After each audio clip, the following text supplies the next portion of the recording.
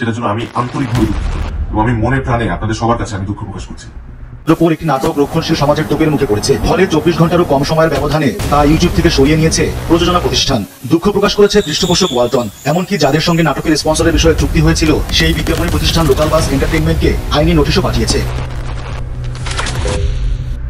রূপান্তর নাম শুনে হয়তো বুঝতে পারছেন আজকে আমাদের ভিডিওর টপিকটা কি। সম্প্রতি সকলের আলোচনার কেন্দ্রবিন্দু হয়েছিল এই রূপান্তর নাটক।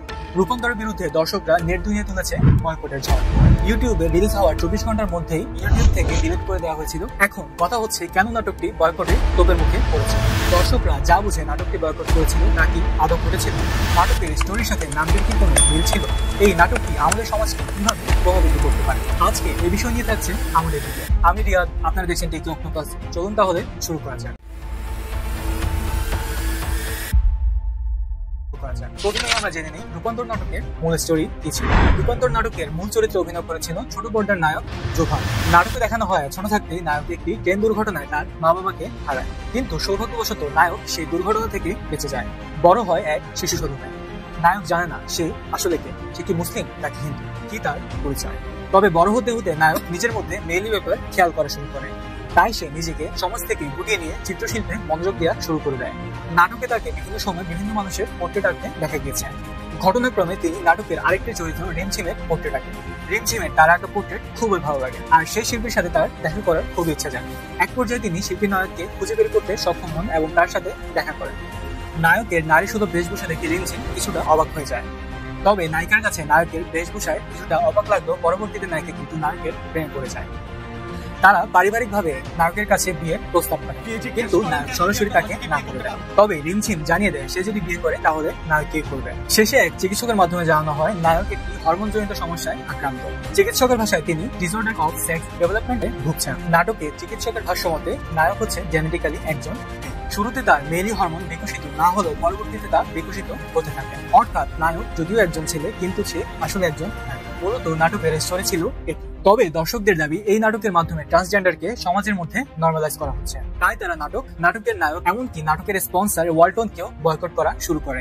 তাদের কথা, সমাজে ট্রান্সজেন্ডারের মতো পশ্চিমা সংস্কৃতিকে সমাজে এদেশে কার্যকর হতে দিবে না। বয়কটের ডাক উঠায় ইউটিউব চ্যানেল থেকে এই নাটকটি সরিয়ে ফেলা হয়। 24 ঘন্টাও পার হতে পারেনি এই নাটকটি ইউটিউবে, আর নাটকটির ভিউ হয়েছিল মাত্র 90,000। কিন্তু ব্যাপারটা আদৌ কি তাই? রূপান্তর নাটকে আসলে কি ট্রান্সজেন্ডারকে প্রচার করা হয়েছিল? চলুন তার আগে জেনে নেই ট্রান্সজেন্ডার এবং হিজড়ার মধ্যে পার্থক্য।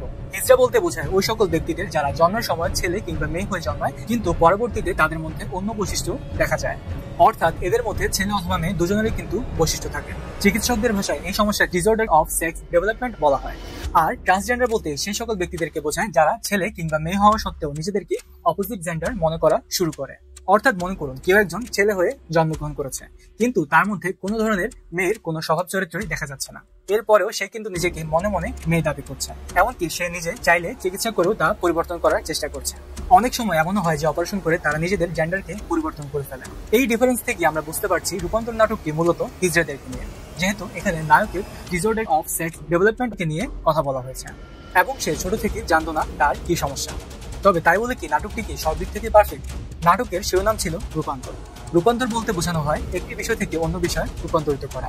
নাটকের প্রেক্ষাপটে আমরা যদি কল্পনা করি, সেখানে বোঝানো হচ্ছে একটি ছেলে থেকে মেয়েতে রূপান্তরিত হওয়া। অর্থাৎ নাটকের স্টোরিটি যদিও সমাজের প্রেক্ষাপটের সাথে মিল রয়েছে, কিন্তু নাটকের নামটি কিন্তু এই সকল সমস্যার মূল কারণ। আর এর কারণে আমাদের অনেকের মনে নাটকের স্টোরি নিয়েও ভ্রান্ত ধারণা তৈরি হয়েছিল। কিন্তু এখন প্রশ্ন হচ্ছে নাটকটির প্রভাব সমাজে কিভাবে পড়তে পারে। বেশ কিছু বছর ধরে দেখা যাচ্ছে কিছু ছেলে নিজেদেরকে মেয়ে এবং কিছু মেয়ে নিজেদেরকে ছেলে দাবি করছে। শুধু তাই নয়, তারা সমকামিতার মতো পশ্চিমা রীতিতেও জড়িয়ে পড়ছে। এই নাটকের বিষয়বস্তু না বুঝে অনেকে তাদের জেন্ডার চেঞ্জ করে ফেলার মতো কাজে লিপ্ত হয়ে যেতেই পারে। আসলে নাটকটি কি আমাদের সমাজে কোনো উপকার বয়ে আনতে পারে? নাটকটি আসলে কোন উদ্দেশ্যে বানানো হয়েছিল?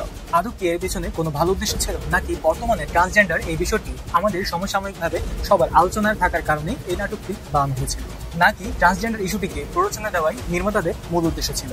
আর সমাজ এই ব্যাপারটিকে কিভাবে নিয়েছে তা আজ আমাদের সামনে।